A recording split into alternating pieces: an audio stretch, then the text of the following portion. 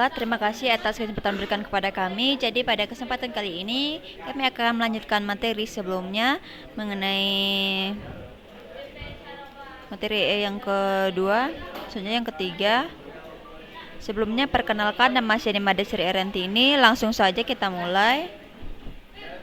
Selanjutnya ada 3 fase dalam pengambilan keputusan. Yang pertama yaitu identifikasi masalah. Pada fase ini, masalah atau kebutuhan diidentifikasi dengan jelas. Ini melibatkan pengumpulan informasi, analisis situasi, dan penentuan apa yang perlu diputuskan atau diselesaikan.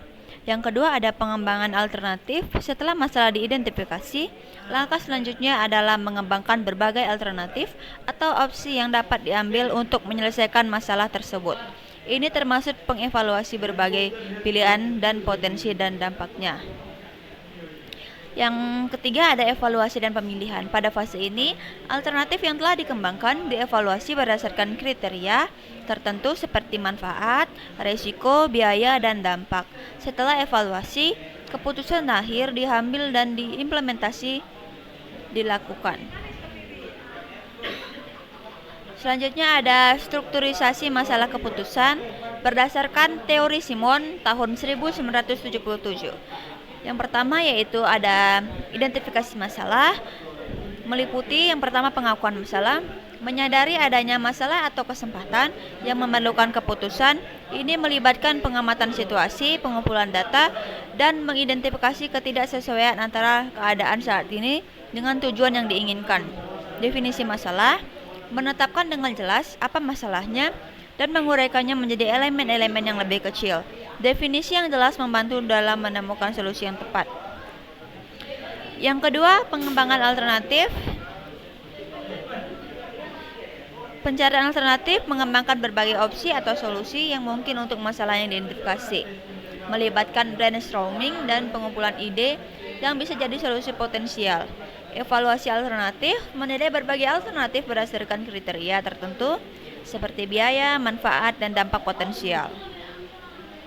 Yang ketiga ada pemilihan alternatif, pengambilan keputusan, memilih alternatif yang dianggap paling efektif untuk mengatasi masalah berdasarkan evaluasi.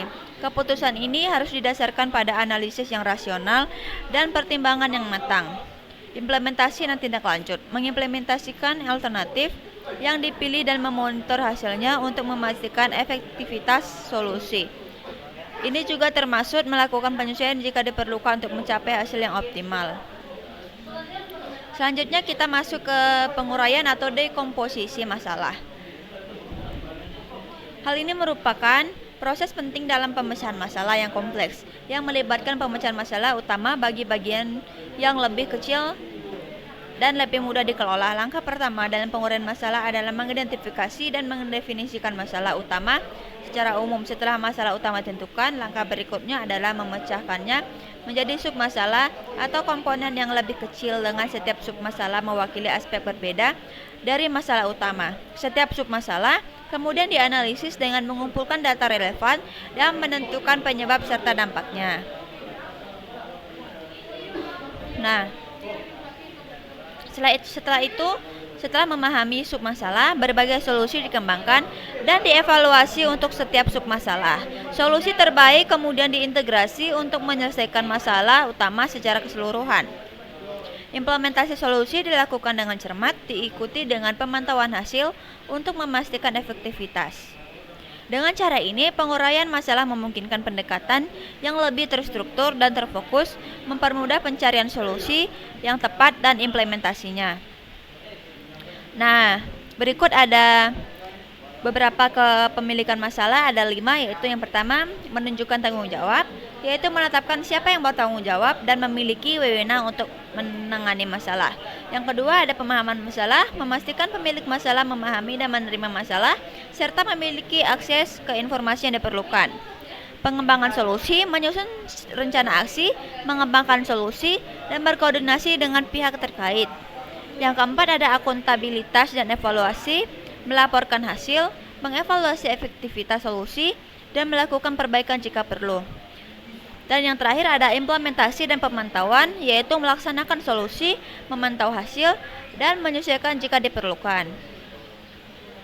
Nah, di sini juga ada 6 desain pas, Yang pertama yaitu pahami kebutuhan, yaitu klarifikasi dan tetapkan ruang lingkup desain. Desain konseptual, eksplorasi dan evaluasi berbagai solusi atau ide. Desain detail yaitu buat gambar model dan prototipe serta direvisi desain berdasarkan umpan balik. Dokumentasi, siapkan dokumentasi rinci dan spesifikasi desain.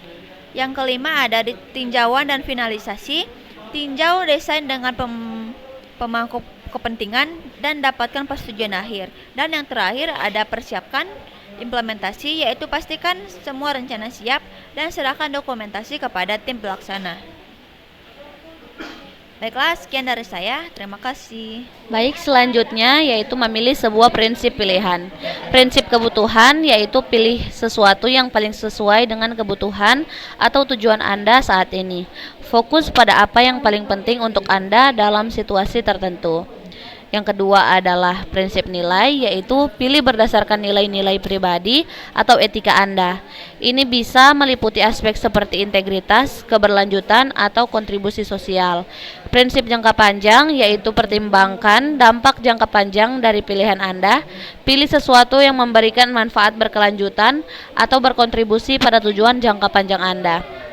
Yaitu yang selanjutnya yaitu prinsip kemungkinan dan risiko, yaitu evaluasi kemungkinan dan risiko dari setiap pilihan.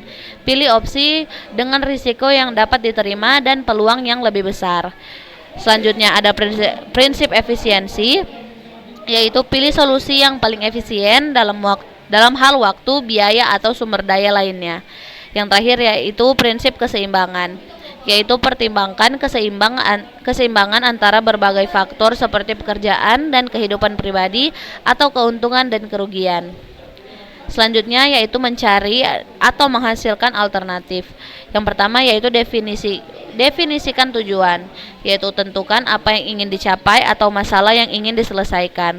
Yang kedua yaitu brainstorming, yaitu ciptakan daftar ide tanpa penilaian terlebih dahulu. Yang ketiga riset, yaitu kumpulkan informasi relevan tentang opsi yang mungkin.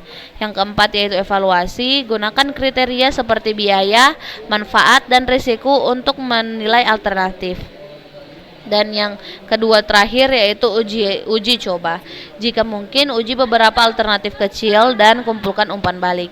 Yang terakhir ialah pilih alternatif, yaitu pilih opsi yang paling sesuai dengan tujuan dan kriteria Anda.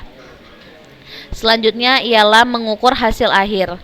Dengan tentukan indikator kinerja, yaitu identifikasi metrik atau indikator yang akan digunakan untuk mengukur hasil seperti produktivitas, efisiensi, kualitas, atau kepuasan.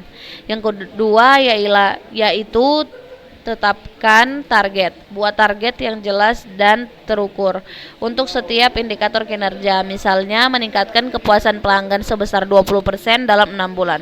Dan yang ketiga yaitu kumpulkan data, yaitu kumpulkan data relevan yang diperlukan untuk mengevaluasi hasil. Ini bisa meliputi survei, laporan keuangan, dan data kinerja, dan juga lain-lain. Ada juga choice phase. Tinjau alternatif, yaitu kembali periksa semua opsi yang telah Anda hasilkan dan evaluasi sebelumnya. Kedua, terapkan kriteria evaluasi, gunakan kriteria yang telah ditetapkan, misalnya biaya, manfaat, kelayakan, untuk memberi nilai atau peringkat pada setiap alternatif. Ada juga bandingkan dan pertimbangkan, yaitu periksa bagaimana setiap alternatif memenuhi kriteria Anda. Pertimbangkan trade-off dan timbang kelebihan serta kekurangan masing-masing opsi. Ada juga pertimbangkan dampak, yaitu pikirkan tentang dampak jangka pendek dan panjang dari setiap alternatif terhadap tujuan dan pemangku kepentingan. Ada juga konsultasi dengan pemangku kepentingan, yaitu jika diperlukan mintalah umpan balik dari pemangku kepentingan terkait untuk memastikan alternatif yang dipilih sesuai dengan kebutuhan dan harapan mereka. Ada juga ambil keputusan, yaitu pilih opsi yang paling sesuai dengan kriteria dan tujuan Anda. Selanjutnya yaitu dokumentasikan keputusan, yaitu catat keputusan yang diambil beserta alasan dibaliknya. Ini akan membantu dalam melacak proses pengambilan keputusan dan memberikan justifikasi. Ada juga rencanakan implementasi, yaitu buat rencana untuk menerapkan alternatif yang dipilih, termasuk langkah-langkah, sumber daya, dan jadwal yang diperlukan. Kita masuk yang terakhir, yaitu kesimpulan. yaitu dalam proses pengambilan keputusan terdapat beberapa tahap penting yang harus dilalui untuk memastikan pilihan yang tepat. Yang pertama ialah dalam fase pencarian alternatif, Anda harus mendefinisikan tujuan atau masalah, melakukan brainstorming untuk menghasilkan berbagai ide, melakukan riset untuk mengumpulkan informasi relevan, dan menggunakan teknik kreatif seperti mind mapping atau SWOT analysis. Selanjutnya, dalam fase pemilihan, Anda perlu meninjau semua alternatif yang telah dikumpulkan, menerapkan kriteria evaluasi untuk membandingkan opsi, dan juga mempertimbangkan dampak jangka pendek dan panjang, serta mengkonsultasikan dengan pemangku kepentingan jika diperlukan. Sekian pemaparan materi ini dari saya. Terima kasih.